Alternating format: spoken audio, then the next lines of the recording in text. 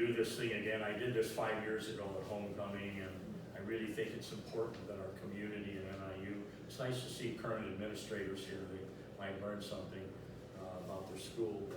And I also want to acknowledge Steve Bigelin, because it's Steve Bigelin Day today on September 24th. And Steve, tremendous historian, and I used to read your column in the Chronicle and look at your books, and I know you've had a lot of walking tours. And we used to live on Lincoln 2B for 90 years back in the day. Did we have electricity then? So, I think he and I have known one another 56 years. holy cow. So, all right. So the title of this is Who Really Did Invent Homecoming, with a question mark. It's kind of a rhetorical question. Everything is true. Yes, there are some personal observations, and as you'll turn out, this is about a 45, 50-minute presentation. It's like these things hit home with me personally, and it's like, so you know what, I think people need to know. I think our community and NIU need, in 3 weeks we celebrate our 116th homecoming. In this world today, there's not a lot of things that are 116. Oh, you're old. Oh, that building's old. Demolish it. Get rid of it. And, example one in downtown DeKalb is the old post office. And we have a Walgreens there, and it's just like, I shop at Walgreens, but it's just like, there's something about old buildings, and, renovate them, maintain them, and we just are quick. And so we shouldn't forget that NIU has one of the oldest homecomings in the country,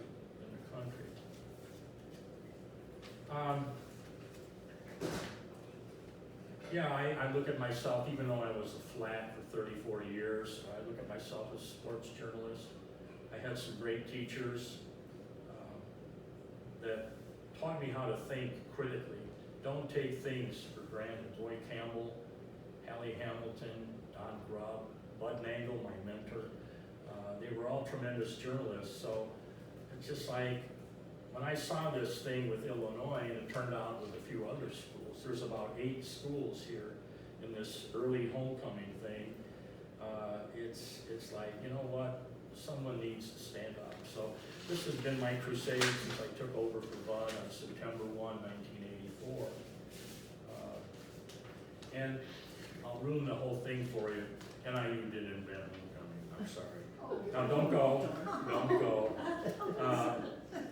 Our only claim was that we had the oldest one among the 3 major college football programs in the state: Illinois, Northwestern, and us. Illinois is 1910, Northwestern is 1911, and our homecoming dates back to a series of alumni games in 1903. But this all comes into whose rules are you playing by? And it seemed like certain schools maybe were a little bigger.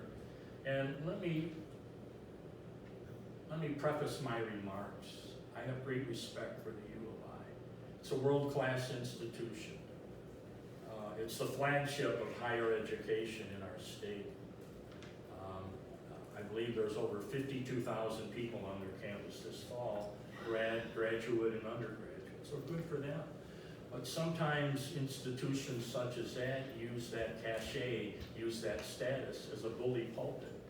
And I will guarantee you, and I don't have an old Illinois media guide, but there'd be a page in there, Illinois invented homecoming. Well, in 1910, and it's like I learned in grammar school, 1903 is before 1910, and I'm not trying to be disrespectful. So how did I discover this? When I took over for Bud, a guy named Bob Wogan used to work in information and public affairs or university relations or whatever. And this is before newspapers were online. So the university, I thought this was pretty smart. They subscribed to all these newspapers in the state to monitor how they handled higher education. So he calls me up and says, Mike, would you like the sports sessions? Well, I'm a paperholic. Yeah, I do go online. I have a hard copy subscription to the Tribune. I have one and an online with the Daily Herald because that's where I'm from, so I can keep up on Prospect. Go Knights. So I would take these papers home, and Springfield State Journal Register, Champaign News Gazette, great sports section, Aurora, Northwest Herald, Crystal Lake, Elgin, and some others. A lot of the sports writers I knew gave me a chance to scouting report so I could learn what these guys wrote about, how they wrote, and so I was looking how they covered us. And one night, I might have been watching Monday Night Football, and I'm reading the Springfield State Journal Register, the Sunday edition, after Illinois' homecoming game in 1984. Traditional coverage, and again, this is old school when newspapers were newspapers, not what they are now. And the lead story is the Illinois game, big color picture, big game story, it jumped inside, sidebar, added stats, and a column of notes. And I will never forget this. And I'm reading down the thing, and the last one, and it said, on October 14th, 1910, I don't know the place, I don't remember it, place kicker's name, but place kicker Joe Blow, he's now Joe Blow, kicked a 37-yard field goal as the University of Illinois defeated the University of Chicago 3-0, and here's the key phrase, in the nation's first homecoming. And I'm going, God, Bud said our first homecoming was 1903, Bud is God.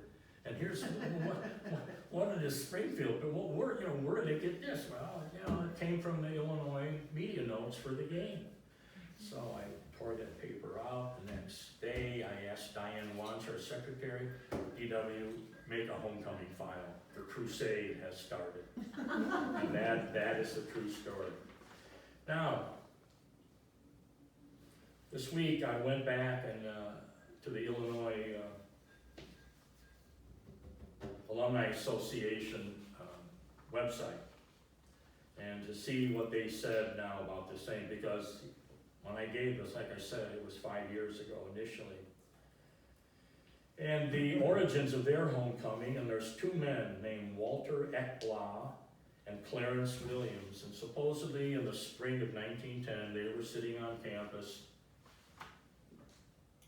We ought to get the alumni back on campus, and we should, and they didn't call it homecoming either at that point, but supposedly that's the start. But in reading this article, now there was two campus honorary societies, like there were the Glidden and Hayes societies here, I believe, in the early years of NIU, and they pushed and urged the Council of Administration, which was the Student Affairs Office at Illinois at the time, to push for to sanction an annual homecoming. The approval came on May 24th, 1910, with the understanding, quote, that it will be determined later whether this shall be made an annual event. So they didn't know either. Now the Daily Illini, go Northern Star, we could run rings around those guys. They predicted at this time that homecoming would become, quote, a particularly and distinctively Illinois institution, meaning University of Illinois institution, which, if successful, will be without a doubt be followed by other universities. In 1910, we followed NIU, or we followed the U of I. So now they admitted in 10 years ago, quote, unfortunately for the Daily Illini's assertions, on November 24th, 25th of the previous year, being 1909, Baylor University sponsored an alumni event called a, quote, home-coming, unquote, featuring a concert, pep rally, parade, bonfire, and a football game. Well, gee, at least they're honest. Well, why didn't they mention us? The problem, Baylor's next homecoming was 1950. Oh, rules of the game, it has to be an annual event. So at the very, quote, this is from the Alumni Association, so at the very least, the U of I legitimately legitimately, claim to have had the longest college tradition called quote-unquote homecoming. And I say to that, okay, what about Marshall University, 1895? What about the University of Michigan, 1897? What about Northern Illinois, 1903? What about the University of Wisconsin, 1908? What about Indiana University, 1909? And the real surprise of the group, and this one, 5 years ago, I just Googled origins of homecoming, and up came Southwestern University in Texas. Their first homecoming was April 1909. No football, it was a baseball game, a track meet, and it's just like, but give them credit, they got their alums back on campus. So now you gotta put things into context, which no one has really done, or very few people have done. Let's look at Illinois and NIU. In 1910, when the U of I allegedly had the first homecoming, their enrollment was 4650. In 1903, the Northern Illinois State Normal School was, anyone want to take a guess? 218. Illinois was founded in 1867, NIU 1899. So in 1903, we're 4 years old. Of course Illinois is bigger, has more resources, has more alumni. Is that in any of these things? Heck no. But again, bully pulpit. So, hey, you know, why are you doing this, Mike? And like I said, it's like, Mrs. Korcek didn't raise a crack pot. I'm not yelling, get off my lawn. I'm just standing up for the right thing. One of my best friends in the media and one of my mentors, I grew up in Mount Prospect. Bob Frisk was a sports editor of the Daily Herald for 50 years, 50. And he was a U of I grad. And I've been retired now 17 years, and I go back to see Prospect play football. I went to their homecoming game Friday, 51-7 nights. And we would sit, he's deceased, but we would, football, we'd walk around the field, basketball, we'd sit together and talk about media and stuff like that. And the subject came to homecoming once. And he says, yeah, you know, Mike, Illinois invented homecoming. This is one of my mentors. I said, Bob, I hate to tell you, NIU's first homecoming is 7 years before Illinois. And Bob went, and I hate to use this term, I think some of the Illinois people are a little brainwashed, you know, and they were so proud of that fact, and I understand that, but it's like, that's not good. It's not good. So,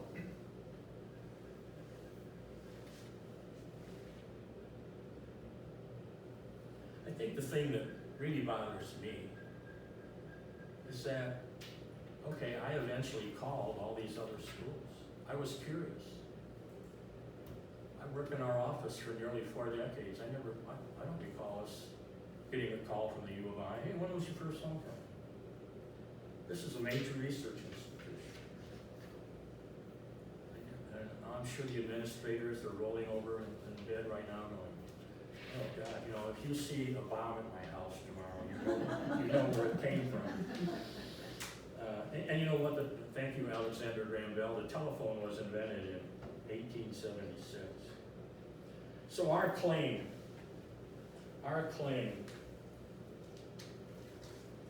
and I checked this, many people, obviously Bud Nangle, who had been associated with NIU since the late 30s, Glenn Gildenmeister, who was the author of this book, Castle on the Hill. This is an excellent book. And homecoming is mentioned twice in here, but not about us having a thing. But Glenn gave me a lot of information. Brad Wiles, who currently works at the university, and it's like, yes, our homecoming goes back to that series of 11 alumni games in 1903. The Northern Illinois, which was the precursor to the Northern Star, it was a monthly. Now remember, the pace of the world is a little slower in the early 1900s. Well, actually, the paper started in 1899. But anyway, the story, the headline was, "The Eventful Game." Quote, "There is one game on our schedule which no one who is a member of this school should miss. All remember the date, October 10th. The boys are going to teach the grave alumni that it is not best to try to bump the noses of their successors in the normal." I guess that means Northern. That's from the 1903 Northern Illinois. Now, the issue of alumni games. Someone at U of I said, "You can't count those alumni games." We're not counting them. We're counting the occasion, the weekend that we had homecoming.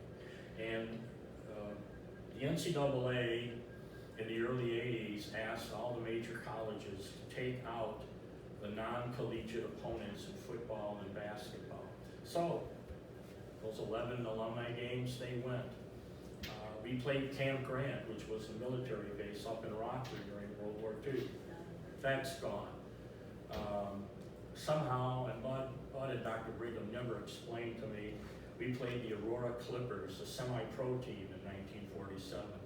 But from 1899 to 1949, there were 79 non-collegiate opponents for Northern that they were stricken from the books. We left a line on the bottom of we had all the schools in the media guide, and hey, here's all the schools, and by the way, here's just the totals.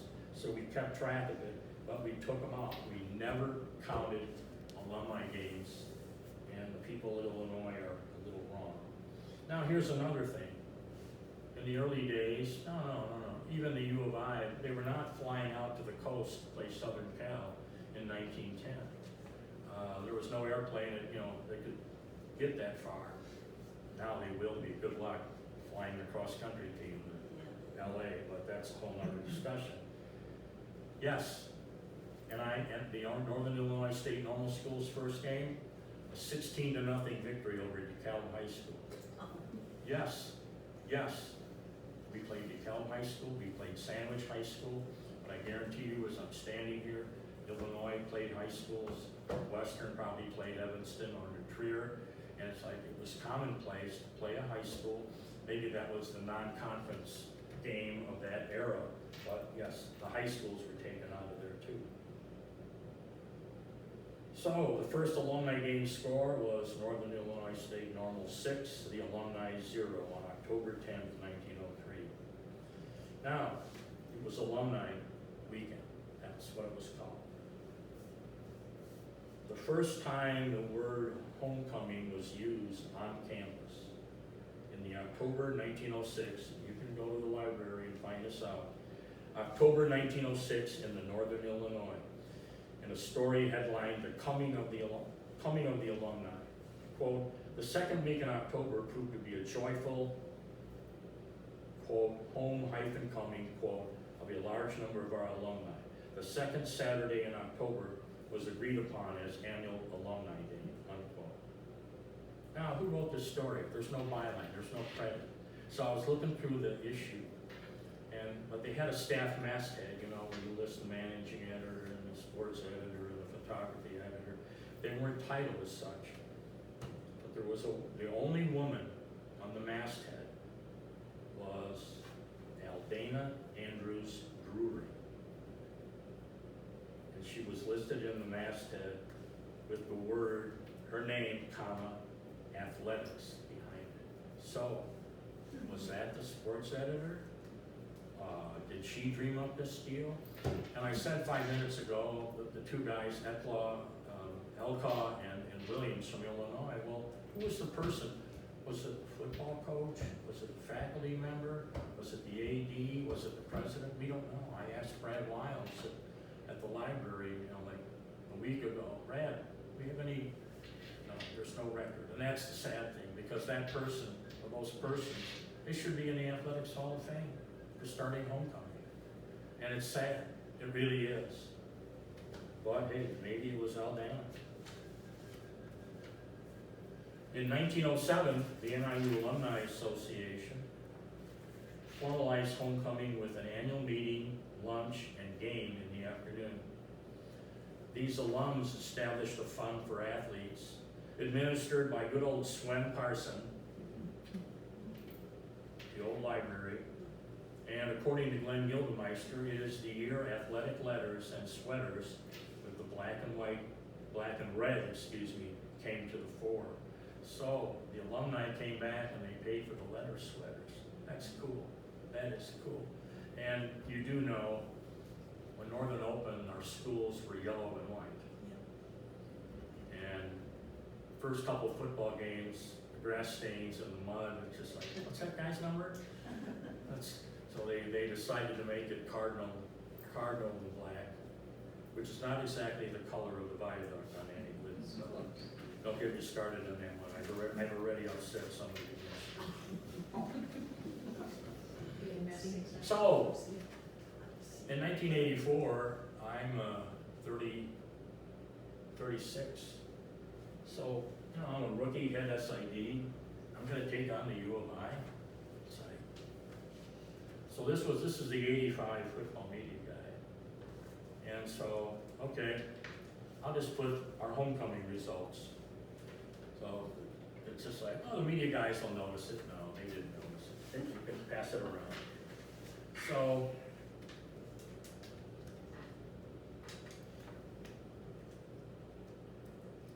we made references. I may be the first person, and I may be wrong, to in our news releases when we had homecoming, 45th homecoming day, 54th homecoming. When it was ignored, and again, that's fine, but I kept track. Although in one of the listings, I left out one of the homecoming stores. So we actually had one more, so I corrected that. And for you math majors out there, if you're going from 2023 backwards, like 116 doesn't add up. Well, we didn't have homecoming in 1917, 1918, and 1919 because of a thing called World War I. And maybe the Spanish flu, because there was a shortage of males on campus. So, and that, and in 1924, we didn't have a homecoming, and I've never seen a reason for that. So there's that. So, we're in Akron, playing Akron football. It's a night game. We flew in Friday. Saturday morning, we went to the field to have a walkthrough, and then, there was a mall across the street. I got lunch, bought some papers, and Scott Wallstrom, our photographer, we sat and watched football games. So we turned on the TV, Michigan. Again, I don't know, but it's just like, why did I turn to this game? I mean, there were several games on it. So here, the thing opens, you know how football games open on TV, and there's a picture of the stadium, and the announcer goes, "Welcome to the University of Michigan's 100th homecoming game." It's 2000, which means Michigan's first homecoming is at least 1900. I'm going, what the heck? So I'm thinking, do the SIDs and the Big Ten talk to each other? So I knew the guy in Indiana, Kit Klingelhofer, because we traded football coaches. Bill Mallory went from NIU to Indiana, and Lee Corso went from Indiana to Northern. Kit Klingle and I became good friends. We're about the same age. So I called him on something else one day. And I said, "Kit, what? You guys in Big Ten talk to each other? Why?" "Well, Illinois claims to invent homecoming. And I was watching a TV game, and Michigan, their first homecoming must be 1900. This is our homecoming dates back to 1908. This is unbelievable. I can't believe this.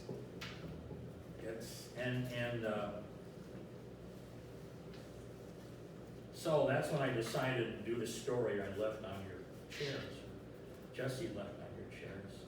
It's like, okay, I'm gonna call all the match schools, I'm gonna call the Big Ten. A few didn't respond. I called Notre Dame because I figured it had a Midwest flavor. And Rose Peterzak was the assistant there, a great gal. And I said, Rose, when's your first homecoming? Mike, we don't have homecoming. I've been in the profession for 30-some years, and again, yeah, when you're working at Northern, you can't go to another football game on the same Saturday.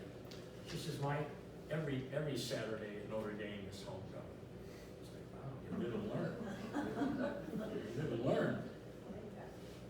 So then I decided, okay, let's get out of the Midwest, and I called Princeton and Rutgers because they were in the first college football game in 1869.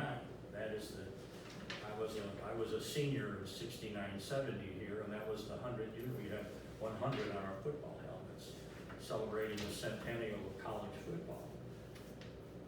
Both of their schools, their first homecomings were in the 1930s. That's amazing. So, I did the story that you see. So now we play football. We played down at Illinois in 2001. We are going into the den of inequity here. And so the week of the game, Bob Asmussen, who was the beat writer for the Champaign News-Gazette, we started talking about this. He said, Mike, do you have a quote? And you know me, I'm always quotable. Boy, I got some nasty emails from people in Champaign. Here is my quote in his story. Quote, typical Illinois. It invented breeding, it invented sex, it invented the internet, and now it invented homecoming. Did I get some emails. I should have saved them, you know, but, you know. And Bob Asmussen, he says, Mike, I don't believe they invented homecoming either. Thanks, Bob. He's still working. Here's the topper. About that time, we were playing at Ball State. And I think maybe most of you know how we travel in the MAC. It's a bus league mostly, except for like Buffalo and Akron and some of the further away schools. 3 buses, 1 is offense, 2 is defense, 3 is the support group, you know, the managers, the trainers, the cheerleaders, etc., SID, photographers. So I think it was Robert Collins, was our associate editor. And there was a new NCAA Hall of Champions museum that opened in Indianapolis. Well, that's on the way to Muncie because you go down 65, 465, up 69, beautiful Muncie. So they would break up a trip and it would be educational. I haven't been there in 21 years. It was great then, except for what is in the lobby. So I might have fallen asleep or I was reading. I was the last guy off bus 3. And I walk into this big lobby, beautiful building, and 50 feet in front of me is this giant display, 10 feet high, 35 feet wide, that the University of Missouri invented homecoming. It was a big blow up of their football field around that time. And what did I do with my? Jesse, did I give you that Wikipedia stuff? Yes, director. Okay. There was a little picture of that thing. So I mean, I'm standing there, and I go up and I read. There was copy on the right side. No mention of Illinois. No mention of us. It's Missouri. It's like, you gotta be kidding. You gotta be kidding. And I'm standing there like this going, and Joe Novak walks by, our coach. He says, Mike, is everything all right? I said, Coach, go enjoy the thing. I'll tell you later. So I'm looking around, and there was an information desk. Oh, this is good. A nice young lady, and I go over there, and I said, excuse me, I said, is the person who runs this facility in the building? No, he's on a trip. And I said, does he have a business card? Yes, he does. And I forget his name, and the wheels started turning. So all day Saturday, all day Sunday, and if you know an SID schedule during football season, when you have, this is before the matching games, you go Saturday to Saturday, okay, Sunday you come in, you update your stats, you start working on your release, go see the coach, get the injuries, the lineup changes, MAC players of the week, et cetera, et cetera, et cetera. That's part of the deal. Monday's release day. We were still mailing, we emailed, but people like Bill Joust of the Tribune, Bill didn't have email, didn't need it. Had no use for it. Same thing for Joe Goddard of the Sun-Times. So Tuesday, if you had a home game the next Saturday, you finished the game program, which meant the middle of the week was a little bit of free time. Wheels had been turning for 5 days. Like, how am I gonna do this? By the virtue of the fact that this display was in an NCAA building, it's an implication that they believe that Missouri invented homecoming. I'm going, can't anyone get this straight? Can't these academia types, and guys, gals, I worked here 34 years full time. I understood the role of academia. I understood my role. Wow, this is incredulous. So, when I was a wise high school student, and I knew everything. You know, we've been through that phase in life where parents don't know anything. Most of our teachers don't know anything. My dad, Mike, if you're going to criticize, offer a solution.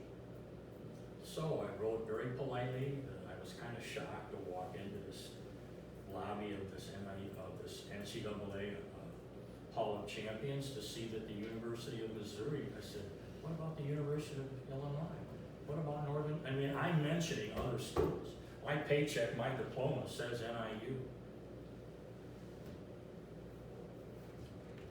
And then I really decided to go against the grain, and I did it all the time. I wrote the same letter to Miles Brand, president of the NCAA. Now Miles is the genius who fired Bobby Knight, which might have been justified, but he also fired Bill Mallory, one of the best coaches on the planet. That was dumb. Well, it's 2023. 2-page, single space on our professional stationery, and I'm a better writer than speaker. I'm still waiting for the reply. I didn't even get a form letter. Thank you for your letter, Mr. Korcek. I know I'm a lowly SID.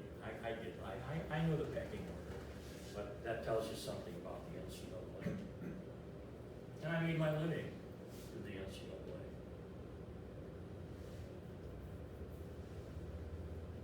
So now comes the fateful phone call. Chuck Fieldman, Northern grad, Northern Star, maybe 6 years younger than me. Everyone's younger than me. He worked for Pioneer Press, a suburban chain. The Tribune owns it now. And he's retired. Everyone I know is retired. And he says, hey, I got your media guide. It was late August. I got your media guide in the mail. We were still sending them in the mail. Here you go. I think that's our 2003 book.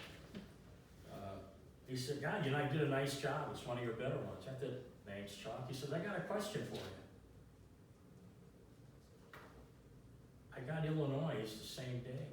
And both books have pages on the history of their homecoming. And Illinois says it invented homecoming on a national basis in 1910, and our book says ours started in 1903. What's the story? Now, do you remember the movie Animal House? Goofy Fraternity and John Belushi's Bluto, and he's trying to take advantage of an overserved young woman, and I'm not advocating that, but it was part of the movie. So the graphic artist in the movie put a devil on one of Belushi's shoulders and an angel on the other, and the devil's going, yeah, Ravager, and the angel's going, no, she's a nice girl from a nice family. Well, right at that time, I thought, the devil was on my shoulder, and the angel, the devil, yeah, because, and no, might be professional. I'm thinking, you know what? I put up with this for 20 damn years. I said, Chuck, why don't you call Illinois and find out? He calls. 20 minutes later, Cassie Arner, who was the assistant SID, bright young woman, good SID. She later became the head SID at the University of Houston. I think she's back at the U of I in marketing. And Mike, we have a problem. said, Cassie, no offense, I'm not trying to be rude. You guys have caused this problem. You know our position, and you guys have made this claim for years, but it's a known fact, quote unquote. I said, look, if this guy does a story, and I said, I had that experience with Bob Asmussen, and, you know, 2 state schools are fighting about the origins of homecoming. You know, a good PR man generates good press, but a good PR man also avoids bad press. I said, have your boss, Kent, call me. I'm not trying to big time you. 20 minutes later, Kent calls me. Hey, Kent, here we are again, homecoming. I said, I'm gonna ask you 2 things. Okay, first, I'm gonna take off my Husky cap, and I'm gonna ask you to take off your Illini cap. This is a true story. Kent just retired this summer, had a great run. I said, Kent, what would be your definition of homecoming? He thought for a second and he said, gathering of alumni. I go, voila. I said, Northern in 1903 had a reception on Friday night, a football game, and a dinner or a lunch. I get it confused. In 1903. If that isn't a gathering of alumni, and his definition of homecoming, I don't know what is. So, the next year, and I wish I had a copy,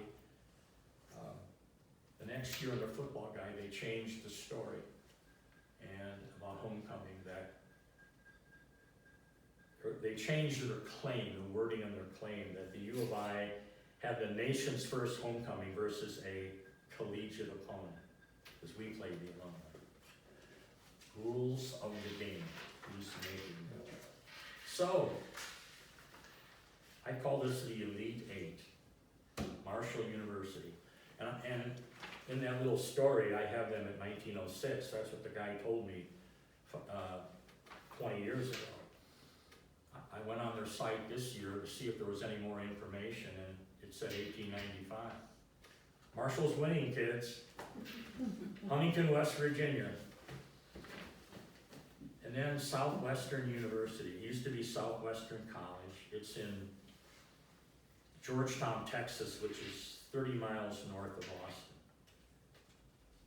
And according to their website, by multiple historical accounts, Southwestern University, used to be a college just like us, held the first homecoming on record, on Wednesday, April 21st, 1909. According to their website. Now they had a barbecue picnic supper with 1,200 donated bottles of Dr. Pepper. Dr. Pepper was bottled in Dallas. I think I'm going next year.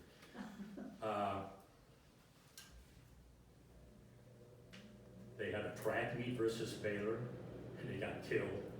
They had a baseball game, but they didn't call it against the alumni. They called it the old timers. They had a parade, a band, and a football game. And like I said, the problem, the next Baylor homecoming was 1915. Quote, homecomings were held sporadically until they became an annual event in 1934, when the name was changed from Goodwill Week to homecoming. But Baylor, if you look online, it's Illinois, Baylor, and Missouri for the schools, the top 3 schools inventing homecoming.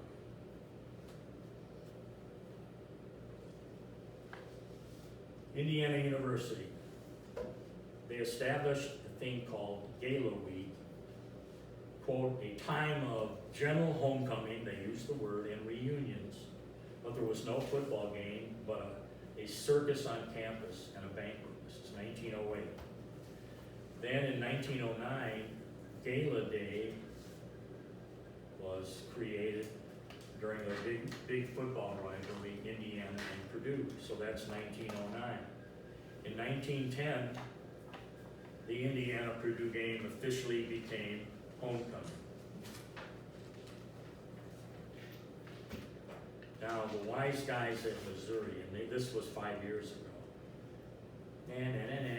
they had no homecoming parade until 1958. Now, I again, here's when I say rules of the game. When I called some of these other schools or went online, well, did you have a homecoming bonfire? Did you have a homecoming parade? Did you have a homecoming concert or dance? I go, time out, guys. These things evolve. We evolved from a little sperm and an egg.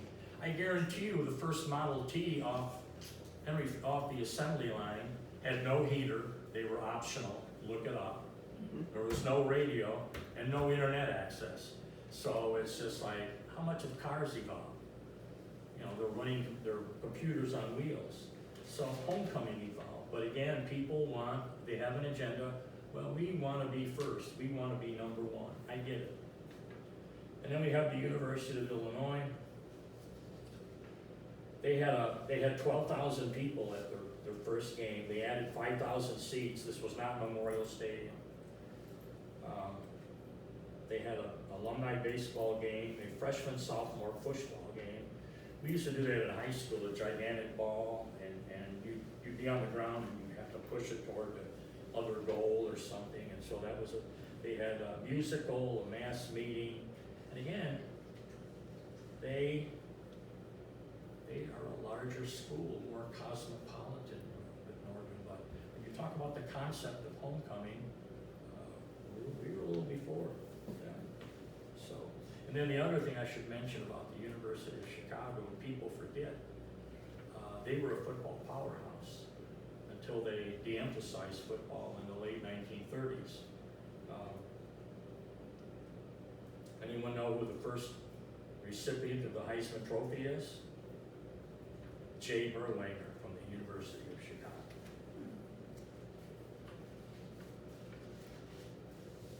And we have the University of Missouri, and this is a fascinating one. This started, they had a great rivalry with the University of Kansas, and they called it the Border War, but they played it on a neutral site in Kansas City, Missouri.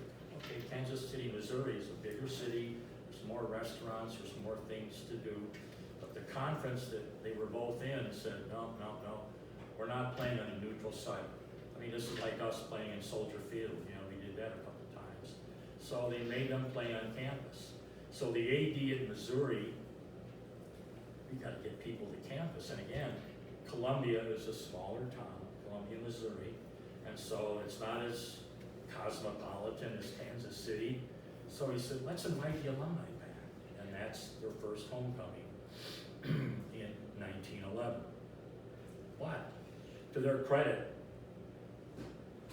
their core, the model elements of homecoming today, pep rally, parade, bonfire, football, and an intercollegiate opponent, they had them all. But as I said, who's making the rules? Excuse me.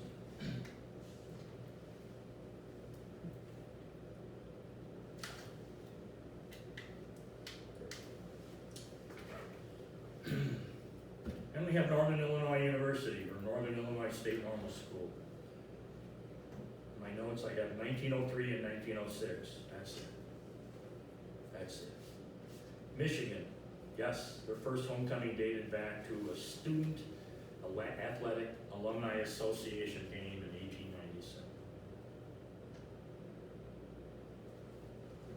Their first intercollegiate homecoming opponent happened in 1900, which the TV guy referred to, but it wasn't called homecoming. The Missouri website 5 years ago. If the game was played against an alumni team, does that count? The conclusion, semantics. Today, and we passed it out in Wikipedia, Northern is mentioned, and you know what, that's a victory to me.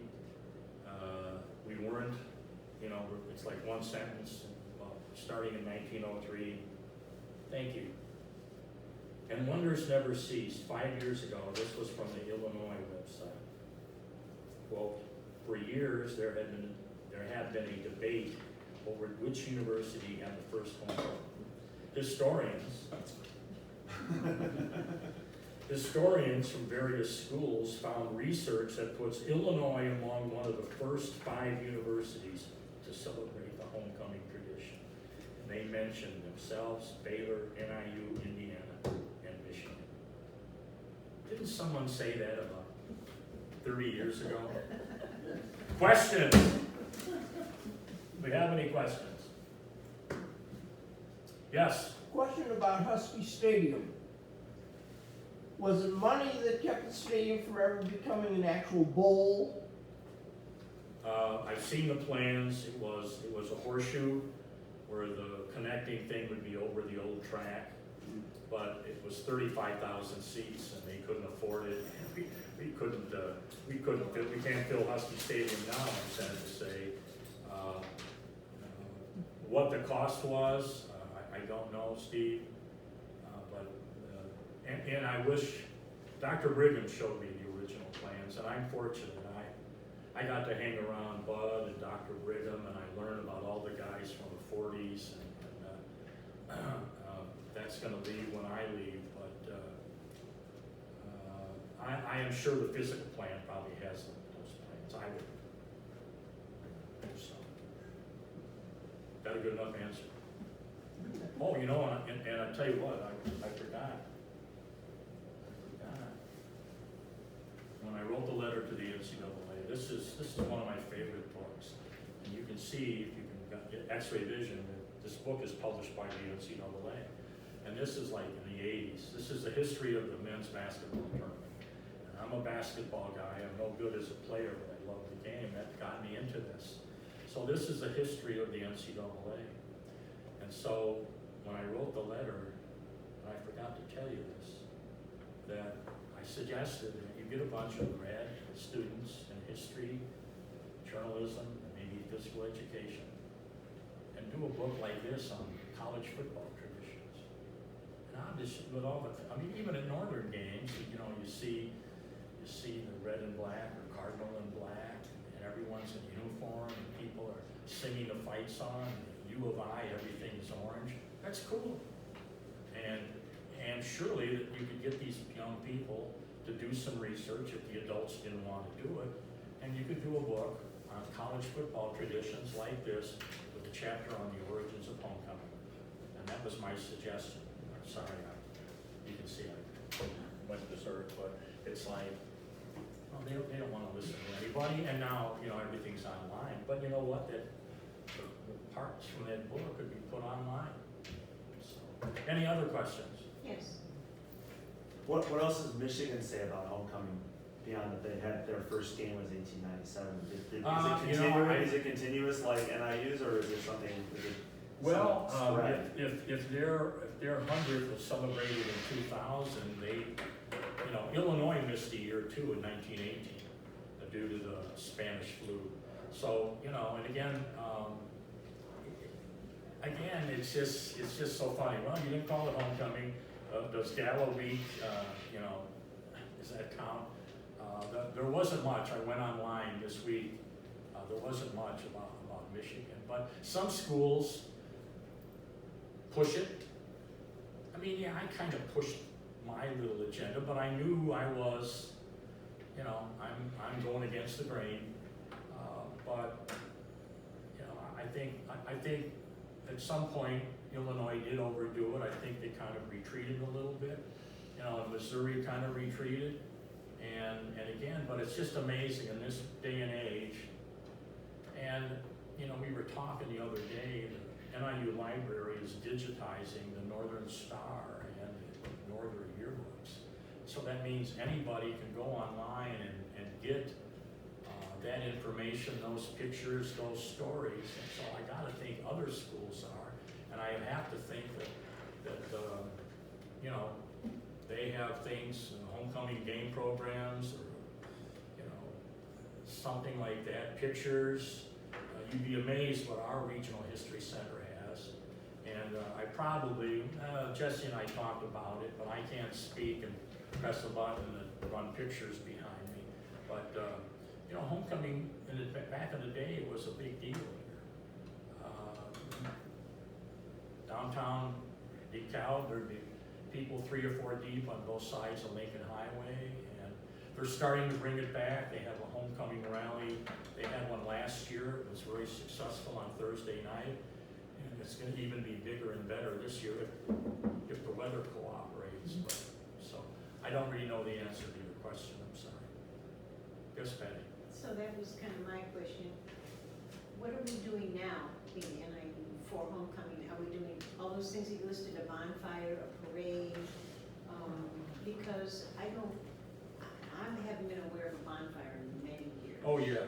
No, you know, we used to have a bonfire, and then there was some kids that got a little irresponsible, and they might have been overserved. Imagine that. And so, you know, as an administrator, you don't want to get in that position of kids getting burned or whatever. But they had a rally downtown, and it just went a couple blocks.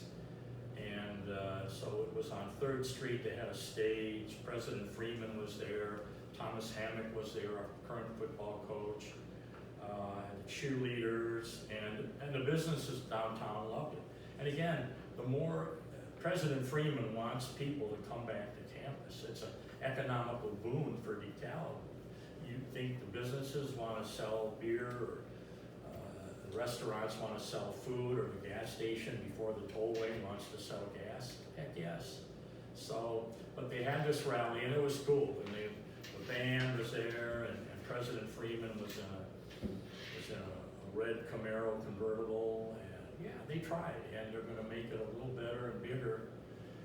But you know, in the late '60s, when the world started going to seed, and you know, some of these traditional things were corny, bonfire, I mean, floats. I mean, remember the floats? Oh, yeah. And the No, flunkies I mean, and their the floats? fraternities, the fraternities or the dorms had, Absolutely, and you know, then right, they right, decided that right. that was money and time that students yes, shouldn't be no, and spending. that's the same, And that's, I think the last parade I know about came down Rolfe Road and went then up Lucinda. And Right, that was several years right. ago. Are they still doing that, or are they gonna? no, one year we were in the homecoming parade, and there was no, you know, they went down the Lincoln Highway. We were with George Bork, who was our great quarterback, who's in the College Football Hall of Fame. And George's wife, wait a minute, she ran into Walgreens and bought 2 bags of candy. And so George Bork and she are throwing candy to the kids, and everyone loved it. And so Bill Finucane, we were in a little trolley, and so there were a bunch of Hall of Famers, and people got a kick out of Bork, and so we went all the way down, and then we got on Lucinda, and then another year we were in the parade. This is the year I got inducted into the Hall of Fame. So we're going down Lucinda. So now we cross Annie Glidden and we're by Lincoln. And a kid yells out the window, and so I'm in there with Jane Albrighter, LaShawn Johnson, Donald Whiteside, and Sam Bedrosian. And the kid yells out the window, "Which one of you is LaShawn?" I elbowed LaShawn out of the way. I am. LaShawn is still laughing about it. I'm a little pale to be LaShawn. But, you know, again, the size, and again, the kids, you know, it's a different world. We have a lot of commuters. We have a lot of kids that are online, and there are not as many kids. We're not meeting the criteria that you set up for homecoming. I didn't set it up. That has been established. Let's Well, put it that way. again, is there a rule in the NCAA manual someplace? Homecoming must have this. So, you know, I mean, again, like I said, it's a ball of confusion. Who, you know, semantics, whoever interprets, who's making the rules? And it seemed like, no offense, the U of I was making the rules for a while. So, Would you like to see some of it return? Would be great. no, I think I'm in the Northern Star alumni group, and I'm sorry to keep you, but we had a reunion 2022. And so we had a meeting in the Student Life building. And one guy had worked at the Peoria Journal-Star, he lived in Peoria. The other guy was the editorial page editor of the Sun-Times. They're both retired now, see, I told you. So we talked, well, where are we gonna have this? Oh, Barcema, that's the visitor center. Best place to have it. It costs more. You know, we have a budget. Let's go see this place. So we got in the car, drove to West Campus, the guy walks through, I've never been in here, this is beautiful, this is a great building. It's like, that's what we're trying to tell you. And so, at the end of the meeting, again, we're kitty corner from the union, I told both of them, hey, while you're at it, go walk through the first floor of the union, they remodeled it. What are you talking about? I said, go. 45 minutes later, holy cow. And again, you know, it's like there's a lot of changes, come back, this is 10 to 1, this is where you met your spouse, you met somebody you work with, but people, like I said, the guys in Oak Park and the guys in Peoria, it's not like they're in Alaska. And it's frustrating, so I don't know if that answers your question. It does. So, anyone else? Well, thank you for listening. Thank you, Mike. Well done. Go Huskies.